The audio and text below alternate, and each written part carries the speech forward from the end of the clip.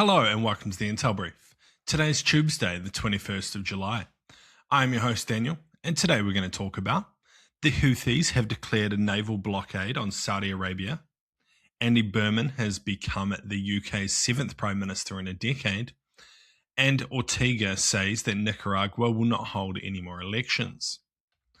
So firstly, Yemen's Houthi rebels have announced an immediate maritime embargo on Saudi shipping on the 20th of July, with a spokesperson declaring the ban in immediate effect at once, and the group's media office saying that the Bab al-Mandeb would be closed. The move is answer to the Saudi-backed strike on Sana'a airport that blocked an Iranian aircraft from carrying a Houthi delegation, and it follows the collapse of an informal truce that has been held since March 2022. The strait carries roughly 12% of the world's trade and a quarter of global container traffic, and the Saudi-led coalition has vowed to protect its vessels. So what? This is now two choke points that are being contested at once, with Hormuz transit already collapsed and possibly handing Tehran a bit more leverage than its own tanker attacks have brought. I don't think it'll be that significant. I think the US and coalition allies, along with Saudi Arabia, should be able to protect shipping through the second strait, but it just creates more kind of friction in the region. And as we'll talk about, it hurts insurance premiums, which is the real issue. But yeah, I think enforcement is likely to be selective rather than total. I don't think the Houthis have the ability to seal the strait completely, and I would expect they'll attempt to target more specific Saudi-linked ships. And as I just kind of said, insurance is the real weapon here. War risk premiums on the Red Sea transits are likely to spike within days, regardless of if they conduct any actual strikes. And these costs are passed directly onto the consumer, so it just drives the cost of everything up, which, isn't good for the rest of the world, basically. And next, Andy Burnham took office as a British Prime Minister on the 20th of July after Keir Starmer travelled to Buckingham Palace to tender his resignation to King Charles.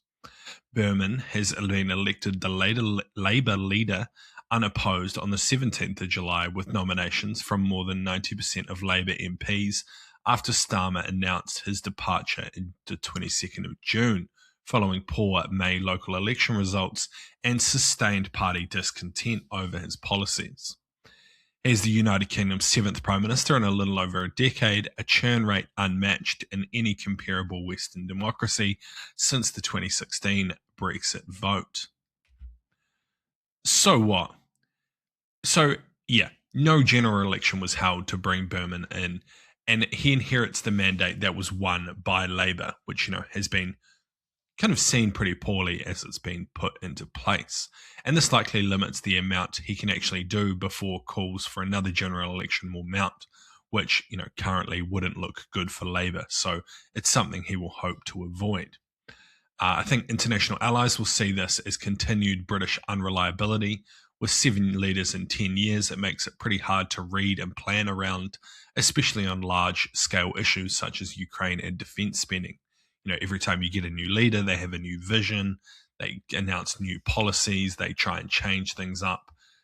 It's just unpredictability is not good in relationships of any kind, let alone diplomatic ones.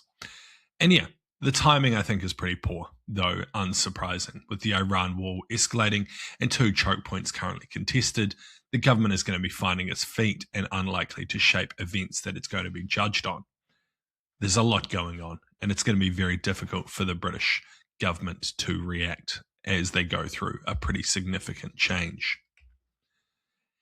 And lastly, the Nicaraguan President Daniel Ortega has declared on the 20th of July that his country will not hold any more elections, saying that there will be no more elections here and casting the opposition as an instrument controlled by the United States.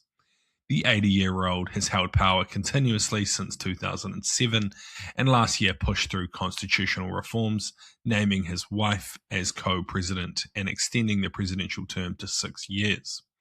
He said the new laws would be passed through the National Assembly to build what he called a barrier against coup plotters and traitors, closing off the vote scheduled for November 2027. So what? This kind of just formalizes what was already true on the ground, that Nicaraguan elections have stopped being competitive years ago. So the announcement is likely more about succession, not really diplomatic process. And I think that's the point. Removing the ballot clears the last obstacle to a dynastic handover to his wife Ortega, and when he can no longer govern. Um, yeah, and regional consequences I think are likely to be limited at this stage. The biggest player in the region, the United States, is currently consumed with the Iran war, and so any meaningful pressure on the country is unlikely in the near term. And as we've talked about in the past, I think the next kind of group that the US will look at will be Cuba. So, maybe Nicaragua is third on the list at this point, but still a long way off. But anyway, that's been the Intel Brief. I've been your host, Daniel, and I'll see you again tomorrow. See you.